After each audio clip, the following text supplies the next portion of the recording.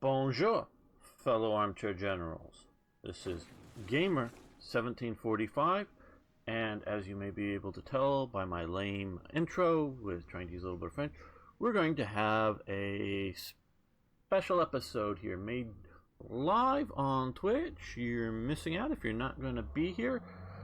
Not that you can't see it later on YouTube, yes, as probably more people will just because of scheduling conflicts, I understand. But people get to interact with me. We're going to play as France, as what I am going to term this as the French Folies. That is also my working title for an event mod someday. Wish I could use the trademark coming soon, but I don't think coming soon. Someday. A lot of stuff I want to do with France. France is a fascinating country in dealing with World War II. The Hearts of Iron, or the Paradox, excuse me, the Paradox team has done a reasonably good job, I would say, in understanding that France suffered from the victory disease, if you will, of winning World War I, and I'm sure we will discuss that more, and how that harmed them in World War II. But then we also can see French cultural, political, social events and conditions going on that really affected France deeply. And as part of this context, you have to understand that France was the great power, the great military power in the world at the time. There was, internationally by all observers, there was no nation thought to be of greater power. Notice I used the term thought. The strength of the Soviet Union was largely unknown. The levels of tank production, even those we see from the photo here, these are all almost like T-34s and KV-85, but really a lot of lightweight tanks and stuff like that. But its tank production, just in sheer numbers, pre-war was rather large, and that wasn't well known outside of, if known at all, really, the scale of it. Outside of the Soviet Union, you also have the situation in which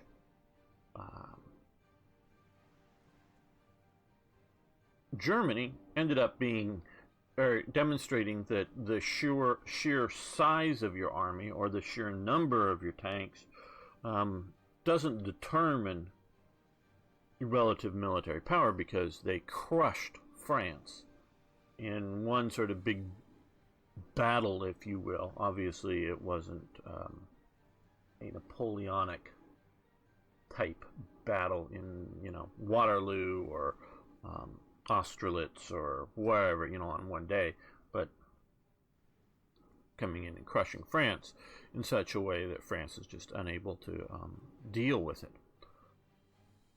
Well, so this is, I look at as whether it's the follies of hubris. Hey, we're so great, we're so powerful, no need to worry about what goes on out in the world, we'll be fine, kind of things. And a lot of, I'm sure, like a lot of Americans today, and that's sort of some of the importance of it, thought that because you had the Miracle on the Marne, which basically saves Paris from being taken by Germany in World War I. And sure, millions of French men died in World War I fighting in it. It was a great catastrophe for France, no doubt. But most of France is in sheer numbers of people and in territory weren't affected by the combat in a direct way. In an indirect way of, I don't even think there was much rationing in France. At least I don't know of any, compared to what we see, in Germany. There was massive amounts of rationing. I'm not saying there wasn't rationing of, key components, but I don't think there was basic food rationing in France. So life, although changed by the war, a lot of your sons, your husbands at war, and that does affect your society most assuredly. And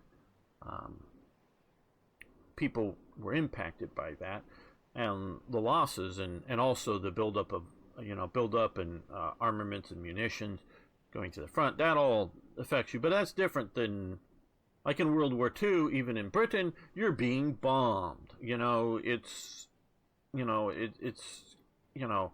that's a direct effect in Britain, and you're trying to be starved. Britain never gets to starvation levels of rationing, but they're trying to starve you out. There was no real sense of even the German U-boats of starving food-wise out of a country like France. They were trying to cut military supplies to Britain and France from America and such, yes, but not trying to starve out the populace. So the French psyche, if you will, goes through a traumatic effect, really a traumatic effect in World War One. Because hey, Paris, which is France, it's not taken, and whatever with Maginot, they think it's going to be a similar sort of thing. Okay, so welcome to B-Ice, Black Ice, and just for all of you people out here, it is almost entirely lost on a lot of people, because I actually see people writing black with uppercase, like unlike this. Uppercase B and an uppercase I, but with lowercase ce. What this stands for is that the ice stands for Iron Cross Edition of Hearts of Iron. It's the Iron Cross edition, and this is the Black Iron Cross edition. Goes way back. So we have that. Partisans. Yes, we're going to have partisans. Different. Yes, we understand this. Okay, so I have never played France as part of Black Ice, and very little as parts of Standard. A little bit as parts of Standard Hearts of Iron. Banned air bases, naval construction, de Gaulle strategy, Daoud plan. De Gaulle wanted a professional army. Yes, with a motorized focus, as opposed to a mass army of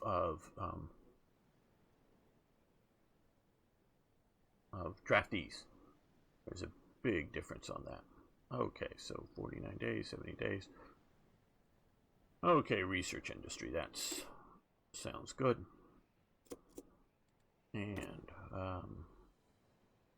because I like infrastructure. Let's start out here with building some more factories in and around this region.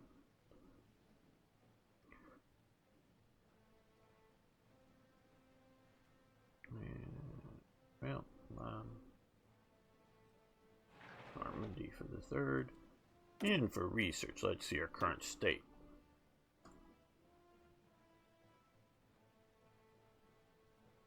Looking pretty good here. Let's. Okay, yes, we're definitely going to go basic machine tools. And construction.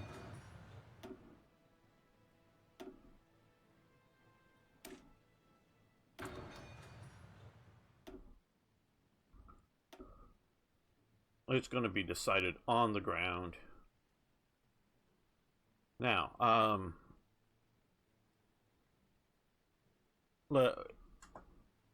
since, as you know, I like to teach a bit while we play here. Nations and armies make stupid decisions. Okay, so that's you just need to understand that. In France, you had two basic arms. There may be more departments, but two basic arms for the army: the infantry and the cavalry. And they're sort of separate institutions within France. And you find that, I know, similarly, like in the U.S., it was similar. And since the main army, or the main combat element of the French army uh, was very much and clearly in French mind going to be the infantry. So the infantry were the only branch of the army that were allowed to have tanks. The cavalry could not have tanks. Just I don't know whether that would be a regulations or being a rule, but they weren't allowed to have tanks. The cavalry wasn't. So the cavalry decided that they were going to have armored cars. Okay, so you may go, okay, well, these AMRs, automobile, I don't know, mobile or something. My French is terrible. Reconnaissance. This is an armored car. I think this is like automobile or something, whatever, militaire. Maybe that's what it is. A combat seat. And they had a not just, that's just medium and heavy armor. That's what that stands for. There was also another AM designation for tank programs. That's sort of where these come from, the tank programs here. The real production models are like the Renault 35 or the Salmois S35. So these are officially, including this, even though they call it a cavalry tank, it's really a armored car. Now, armored cars are, what's an armored car? Does it have to have wheels, like a regular automobile, or is it could it have tracks? So that's sort of the thing. Well, hello, Awesome Sauce.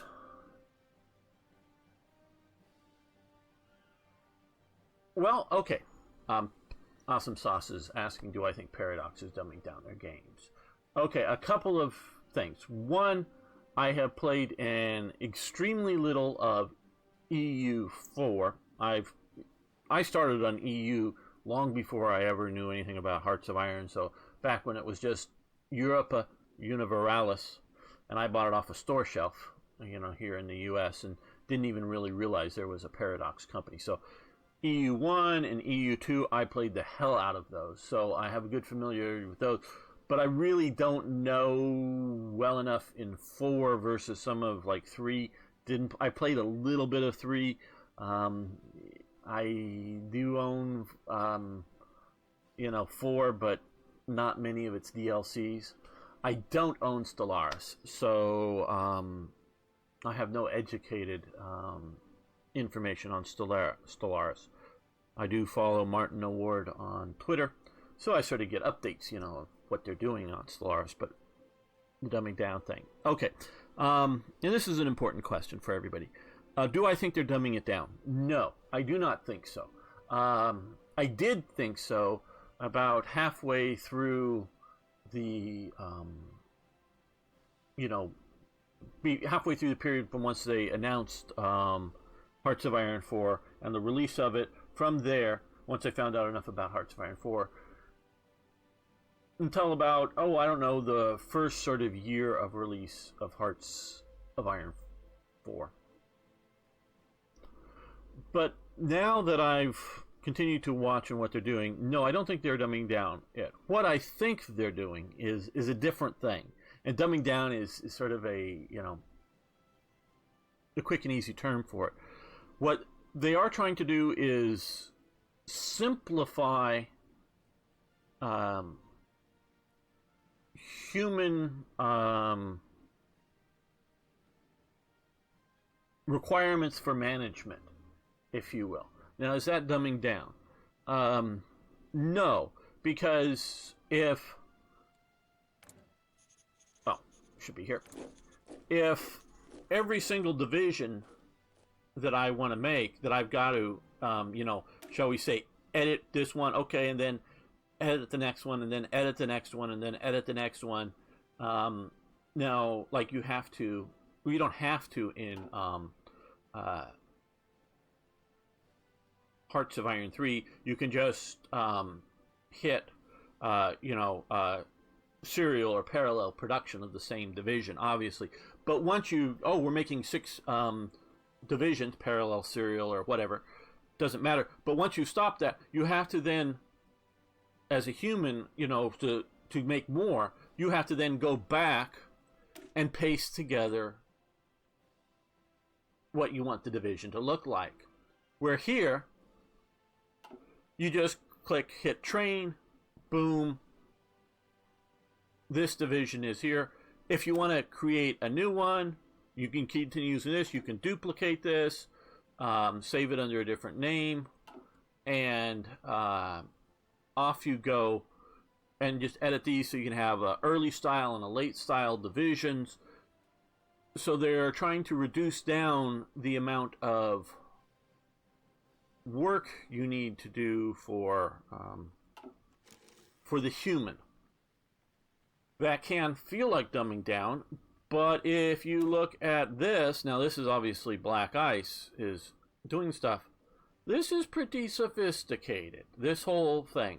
The only thing, well, there's 2 things, but the only thing on this that is a slight dumbing down, if you will, for humans compared to Hearts of Iron 3 is that we can't have a label above here saying 1st Motorized Infantry Battalion, 2nd Motorized Infantry Battalion, 103rd Motorized Infantry Battalion, Special 35th Artillery Motorized, doing all the sort of historical labeling of the components of a division. I have, since before the game was ever released, I have advocated for the ability to somehow name internal divisions or internal elements of a division, so that you can't do.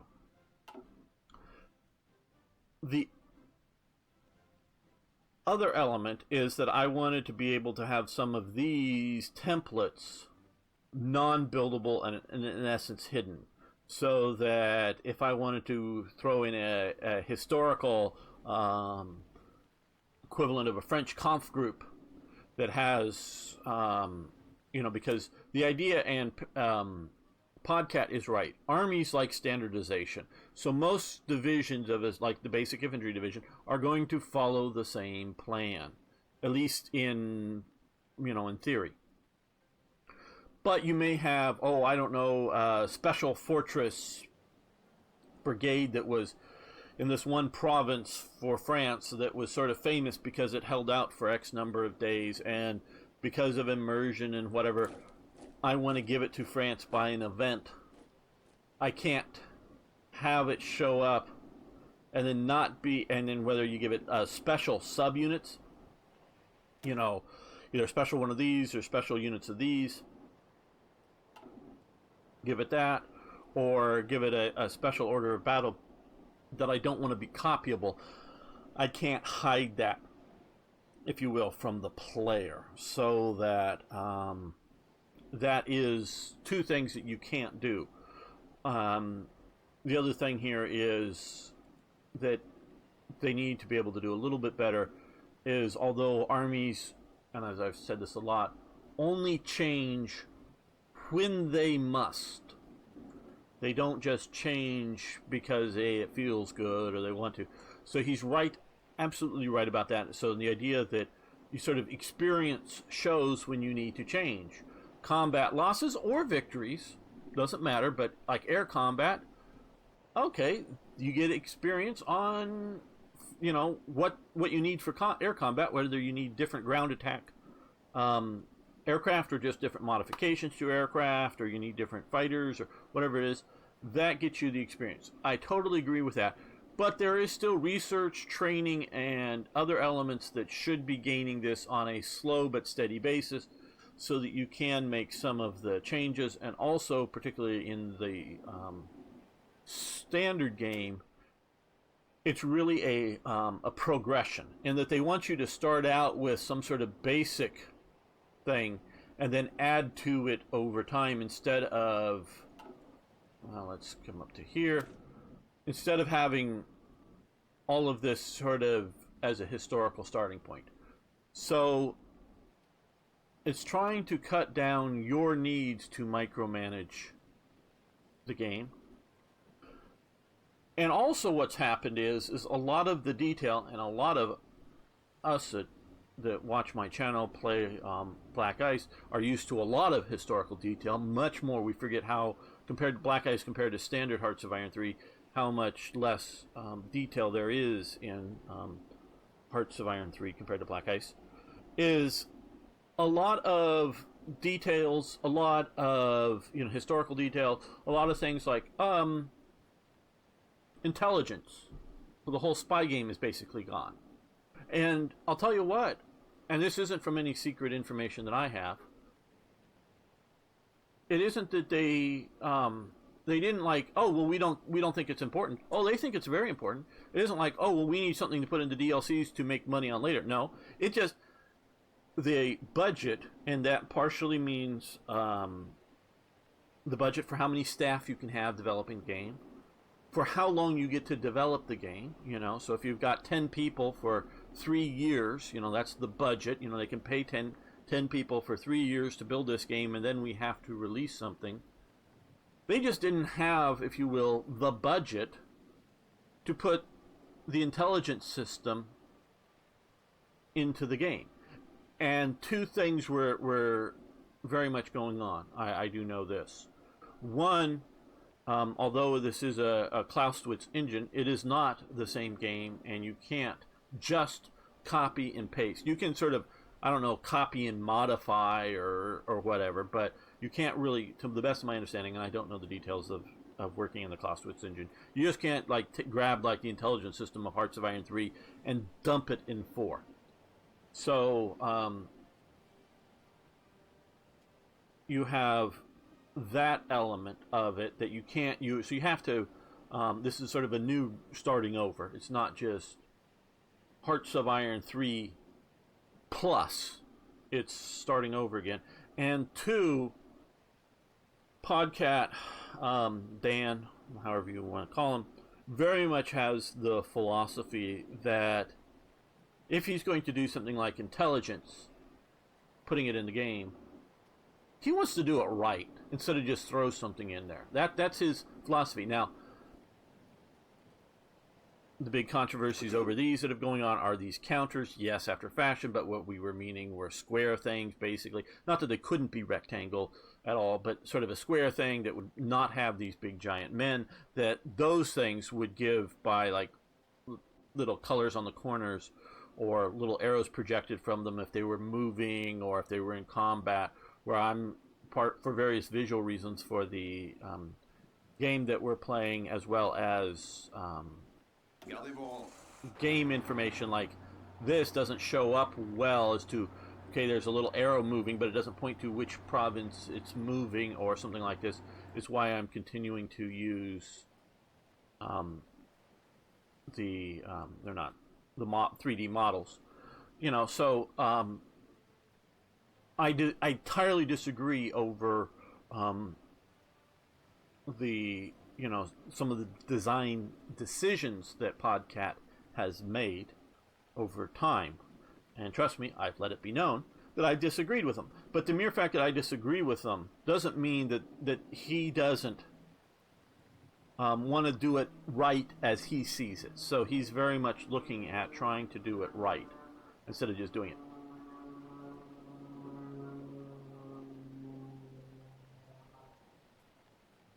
Yes, and you're absolutely right. Now, I have no problem that they made an arcade-ish map and figures.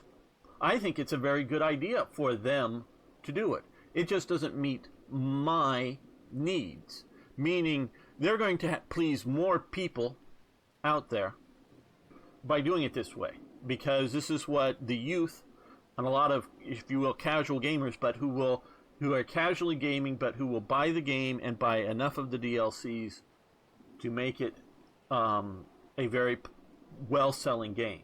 And so on a business decision, I entirely agree with them making both these. Oh, and I just, in case you don't know, because I know I've said this a few different points, word did come out. They did make an attempt at putting traditional counters in the game. So somewhere in the test vaults paradox is, if you will, I'm sure they saved it, I don't know their processes, is a version of Hearts of Iron 4 with counters. The problem is the map. The counters, when you set them on top of mountains and hills and whatever, they just look awful, sink in, don't work, or something hang off, in space. Like you could imagine this province here with a sort of cliff, a big, counter hanging off the edge of it. Supposedly it somewhere between looks entirely ugly to being unusable, meaning you couldn't, maybe half the counter was hidden. I don't know the details, but they just said, and I'm interpreting a little bit from what they said, that they did try a counters thing because, I'm not going to say because of me, Gamer1745 out there complaining, but people like me, including me, complaining about this. They did try that. So they found out that it doesn't work. So all it takes really to get counters really, I believe, back in the game is for somebody to make a 2D map. They, and I, and you and me, I thought we were in about a 40%, maybe down to a 30% player base for the game. How many of us want it? And for 30% of the people, making a map and counters DLC would make economic sense. Just like, just because you just have the same provinces, the same, every, game map element mode, just a flat graphic style mode, sort of a Hearts of Iron 3 style graphics, or flat 2D stuff, and the counters. So it would be, if playing multiplayer, one person could use counters and one person could use 3D models, that kind of thing. Totally interchangeable, standalone DLC. Well, it seems from all the feedback, honestly, we are at best a 10% of the audience. So that tells me that they're not going to do it because it's not a big enough percentage of the audience to make it worth doing. So it will take a modder, somebody, to put in the effort. I've tried to get Modus, who makes a bunch of maps for various Paradox games, including Hearts of Iron 3, to make a map version, but he claims to be not interested in it. I don't know whether it's he just doesn't have interest in Hearts of Iron 4 enough, or whether he's busy doing other things, but I've tried to poke him into it.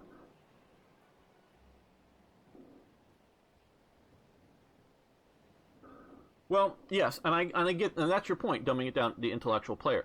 But what I think we're going to find, and I may be entirely wrong, of course, about this, and a few things that I push for, but I really don't think are going to come back, like an on-map, but much better in a player interactive base. An on-map, I would love a chain of command, but that isn't going to come back. But we are getting a dual level chain of command, and I've poked for it to be moddable. I don't know if that is structurally the way they're doing it, easily that they can have it moddable. Is that in 2 to 4 years from now, I think it's going to be very good. This is why I thought by now I would have stopped playing Hearts of Iron 3, because I would have thought that they were going to get better with 4. So that's sort of my take on it is that they're going to slowly add back in the elements. And to the best of my understanding, and I am not the best person at knowing the details and looking at and measuring the details, but of the actual division on division combat and the values that it checks, and the way it sort of works out. My understanding again is it is more sophisticated with 4 than it is 3. So there are elements that are that way. So that's sort of my thoughts on this. Okay, so we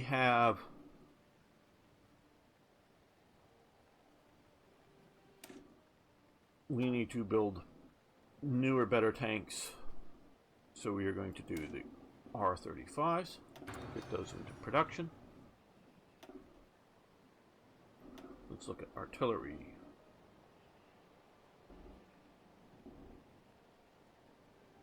Let's get some of these guys. Some modern artillery. And we have anti-tank weapons. Oh, wait a minute, this is way too soon.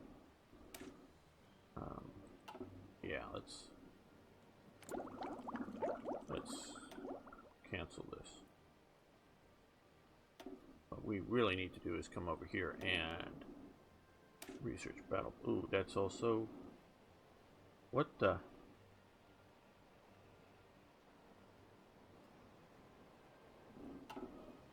What the hell? Max planning. 553 days.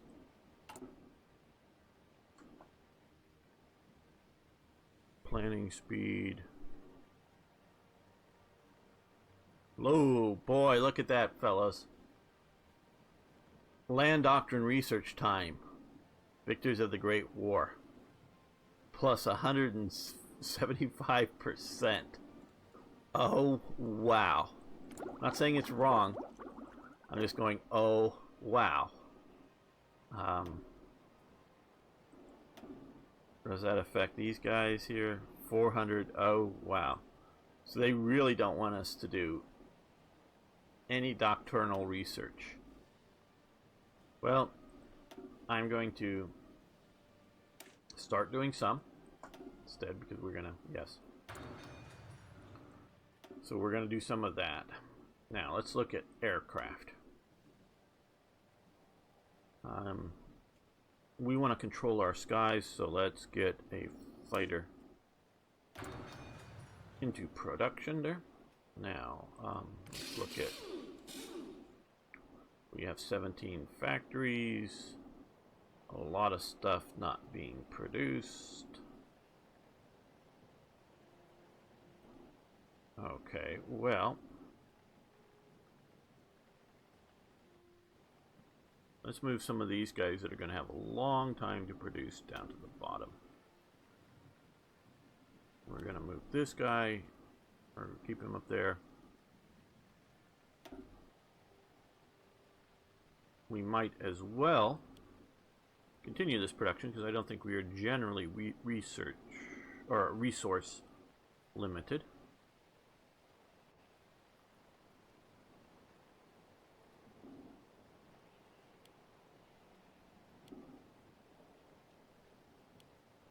So that way, once we... Oh, well, you can almost... You can be up...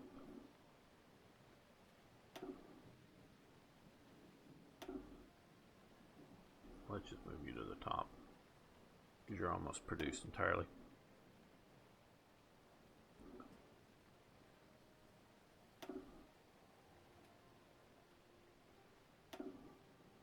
Get those completed.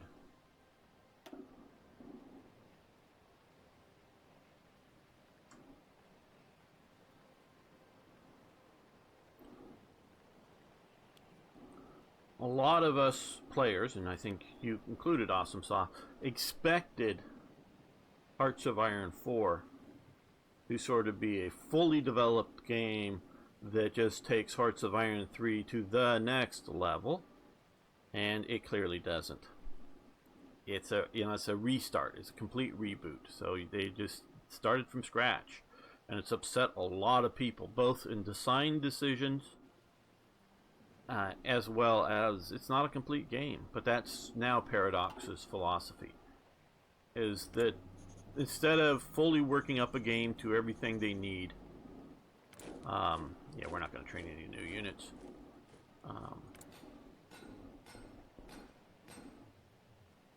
that. We're going to expand there. But then we're going to come back and build a couple of those. Okay, so now let's get this going. Japan claims hegemony in Asia. While we're going on, we're doing modernization tools, colonial investment. So is there a way to economic rearmament reforms?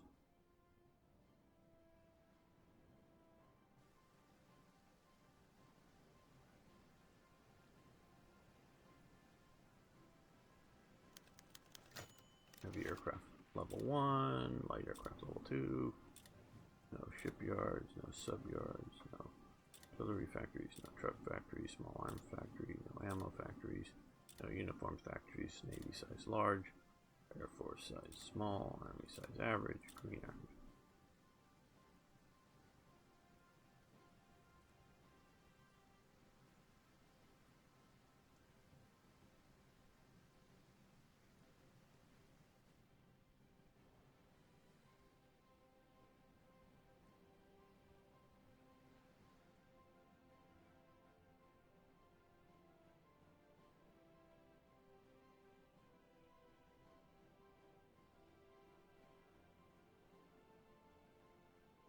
I think some of these will be unlocked by events.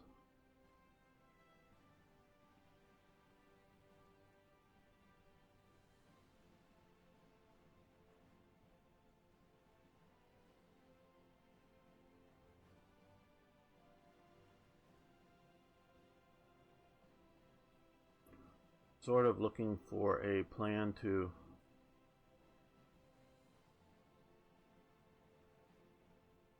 remove the army reform. I'll remove spirit victors of the Great War. Okay, that would be victors of the Great War. So that's it there. Army reforms. And it looks like we can get there through either the de Gaulle or the Gironde plan. Giroud. I don't know. Unless I hear it like de Gaulle, I don't necessarily pronounce French well.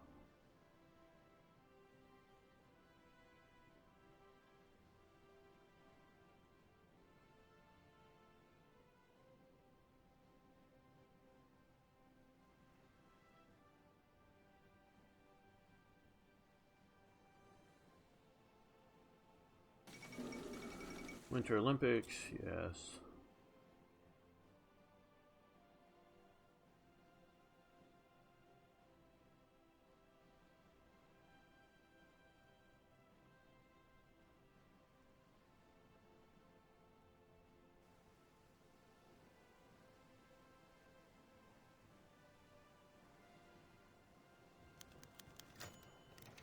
The Hors-Laval Pact. The press has unveiled the Hors-Laval Pact to the public eye, which is being conducted behind their backs. France and Britain, eager to stay in good grace with Italy, has been negotiating a deal with Mussolini for a quick conclusion to the Second Italiano-Abyssinian War in Ethiopian with Ethiopian concessions. This is in hopes of maintaining the nation's independence, but it has been done without their knowledge. It has caused an uproar from both the right and the left, denouncing it as appeasement to Mussolini that would leave Ethiopia little more than a puppet state. Albert Surratt will lead until the elections. Okay. This is, of course, Edward Daladier. Talked a bit about this in my Italian playthrough that starts tonight, if you're watching live, for Hearts of Iron 3. Italy was one of the major, well, one of the victors, maybe not major, but one of the victors in World War I. And it very much was allied with France and Britain as part of the greater European strategy. it wanted to protect all of its gains. Now, this even holds true after 1922 when Mussolini comes to power.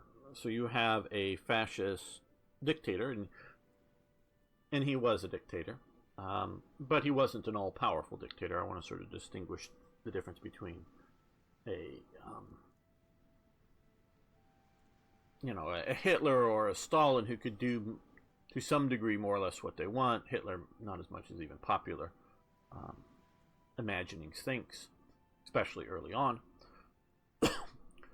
Mussolini is heavily constrained. Even though he gets rid of the left's representation within the legislature, he still has the right, the traditionalists, the monarchist types, still in the legislature, as well as the king and the army. The army is a royal army, very much pro the monarchy and the traditional Italian society. So it isn't a unified as much as people might think. But it's very much part of this post-war plan. Well, Mussolini, as time goes on, not that he hasn't always wanted to, but as time goes on, more and more he gets aggressive and wanting to rebuild the Roman Empire. So he looks for opportunities. Ethiopia being one of only 2 countries that are recognized that are independent of European powers. Ethiopia, also the oldest country, continuous country in Africa. Maybe even older than anything in Europe. We could discuss that. And then the other one started sometime after 1865, I'm not sure, by American former slaves, which is maybe a little bit of a puppet of the U.S. in a de facto sort of the way. The U.S. really didn't care about it, so it wasn't like any sort of, we're, colony thing, like they did care about managing the Philippines. It was sort of more benign neglect, but you Europeans don't mess with Liberia kind of thing. So Italy's pushing into there. Well, this pushes this Hors-Laval and the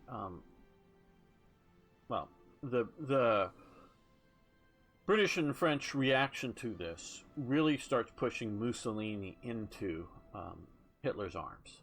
So had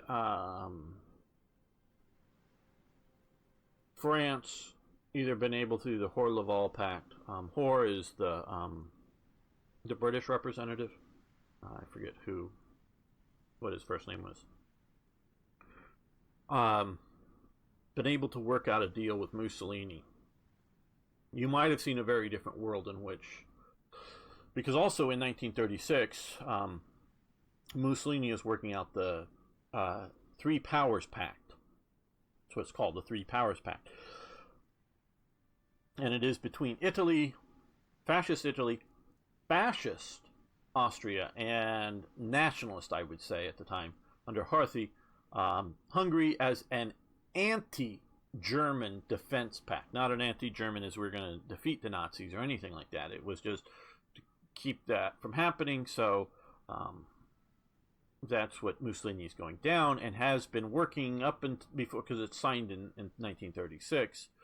But he's been working towards this anti-German pact. So it changes. So that would have been a very different world had Britain and France, and it was more, I think, France, but had allowed Mussolini to have a few countries. It would have been very different.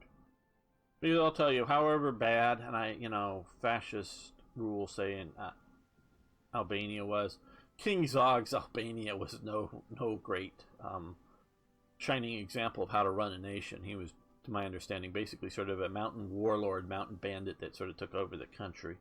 Greece would be a different case. And Italy was a fascist country, was a country that very much was promoting Italian nationalism for itself, but was nothing like the racial murderous nature that the Nazis, the National Socialists, were. Okay, Winter Olympic Games doesn't affect us much.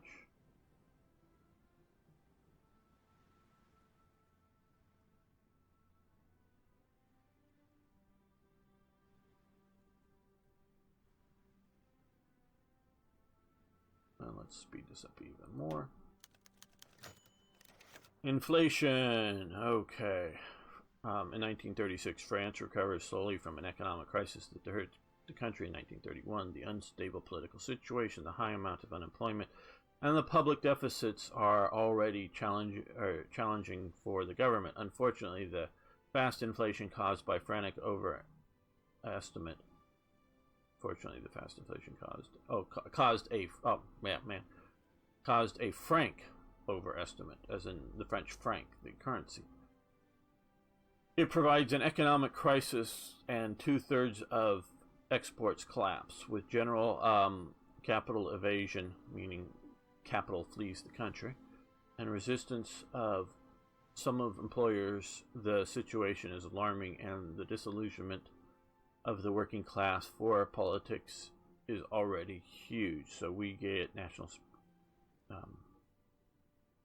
spirit inflation. That hurts our already limited abilities. Okay, French Railway Company. Infrastructure. Decrease unemployment.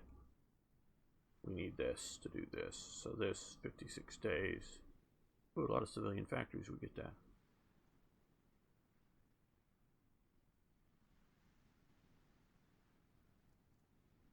We'll go for it.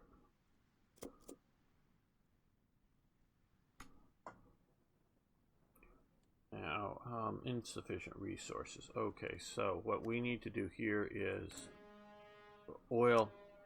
This is something that is, in my opinion, controversial. May not be controversial with most people, but is it the idea that Morocco is a different country, that Tunisia is a different country. They were not part of directly ruled France. This part of Algeria, up in here at least, was actually, at this time, part of metropolitan France. Meaning it wasn't a colonial possession in any sort of legal sense of the word, and I don't even know the details. I don't know exactly how much of the Arab population in this region could vote, and then I don't know how much representation they had, meaning, percent of the population, because you can have a situation where this, I don't know, state or this province here can elect a member to the, French Parliament. States General, I don't know if it was called that at the time, but meaning, or like one for this state, but they have one for each of these provinces, not each of these states, so you could still have very Arabic representation, but that would, by its population comparative, could be much smaller, but still have could, and I don't know, could have completely legitimate representation, or it could be just French Europeans and a few Francophone, sort of enculturated North Africans getting to vote. I don't know, but this was part of metropolitan France. Now, so they've separated these out to be different countries. To some degree, this works for the AI in that, even though we see a French militia unit here, we see a Lebanese militia unit. And we see a Syrian militia type unit, so that France doesn't pull all of its troops out and leave the colonies unprotected. So I get that point for the AI. I really honestly do get that for the AI. But I disagree with it for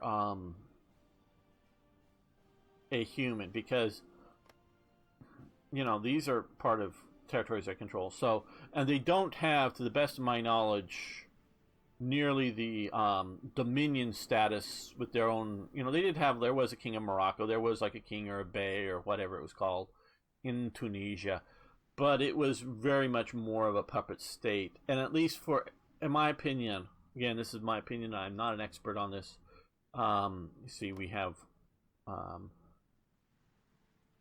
two factories are building a second factory, and so 3 factories. To me, for all of the factories that would affect the war effort, if you will, if you know what I mean by that, are really in French government hands, in control. So they are, a highly integrated puppets, and you could argue where this is. I get this as sort of dominion status for that. So it's, and I would argue that, like, you would say the same thing, or even more so, for Egypt.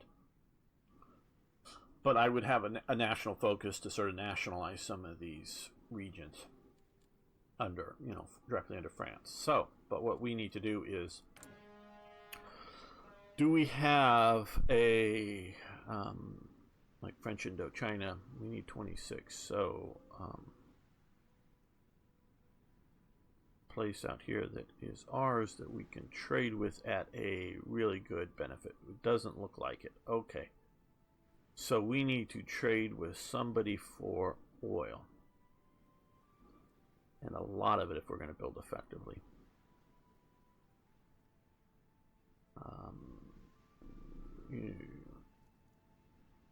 States. Yeah, let's start working with the United States here. So 32, no, not that much. 24, so we're a slight deficit, but okay.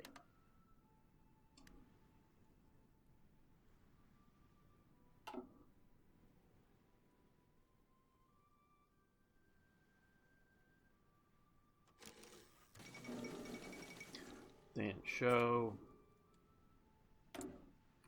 Okay, we can improve our government here now.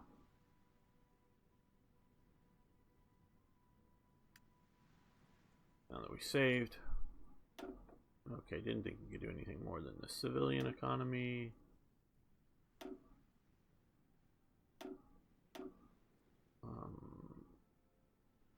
Open investors encouraged. I don't know.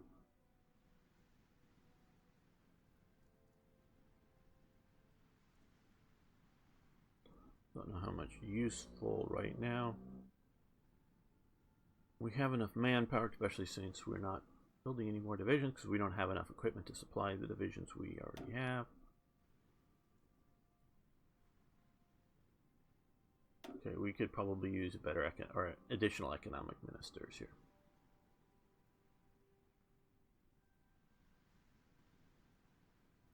So, captain of industry, civilian, infrastructure, speed, synthetic. Military.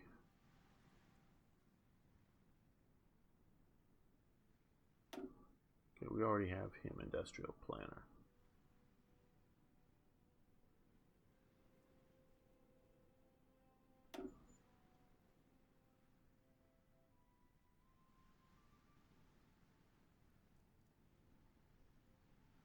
Yeah, I think we'll go with him. Oh, we can't do that yet. So, what are they thinking we're going to do? Oh, some of these down here for only 25 or 75. Oh, we'll wait. I want an economics minister.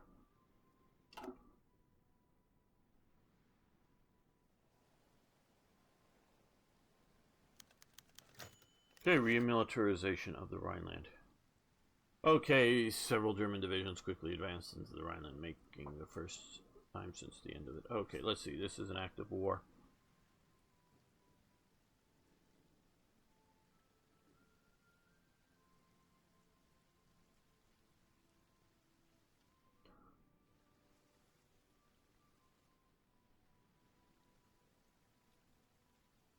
Do we?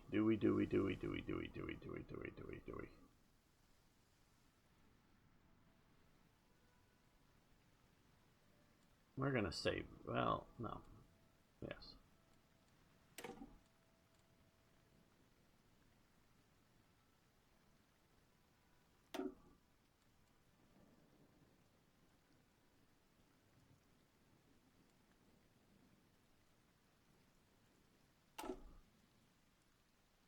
let's do what would have changed the world in many ways.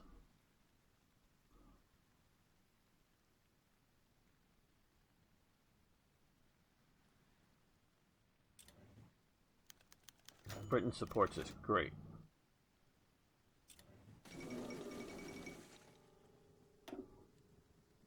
Rhineland remain. Okay, after attempts by Germany to end the rules set by the Versailles Treaty and remilitarize the Rhineland, ultimatum from the Allies forced them to back down.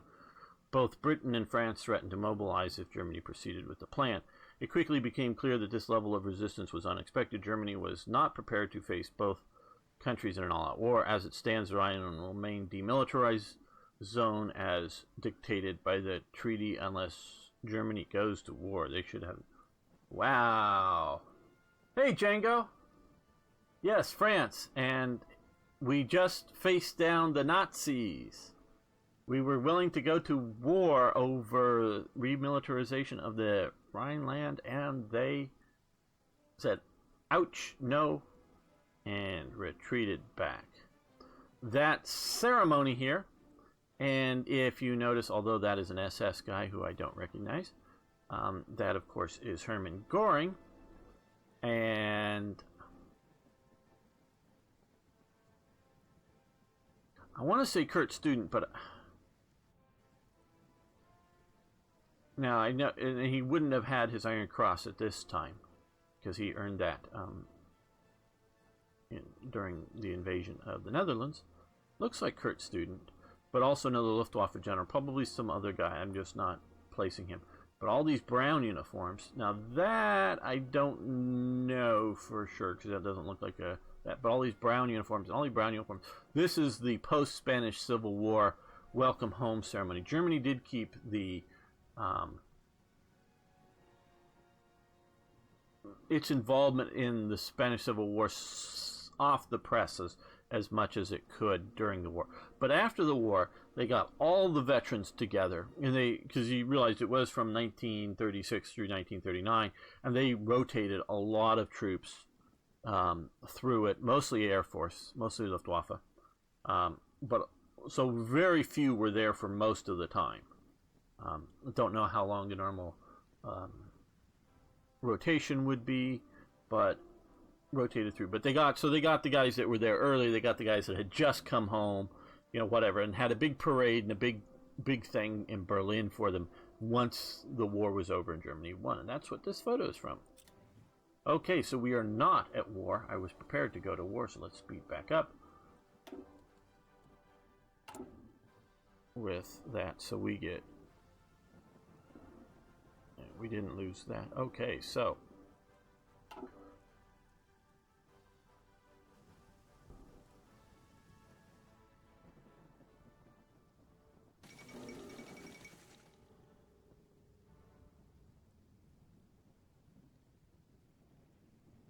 no, I really haven't looked a whole lot more at this stuff. Now, some of and I think it displays, Django's asking about, he sent me a link to a preview of a book on Barbarossa. I did look at it a bit, but for some reason, and I think it's different from like where we start or what, some of the pages aren't displaying for me. So I'm missing out a lot on the preview. I have looked at some of the stuff, but I can't really say I have a good grasp of what's going on that. Because just generally, if you don't know, Django and I have been discussing Barbarossa and its sort of larger effects. Okay, closing ceremony of the Winter Olympic Games.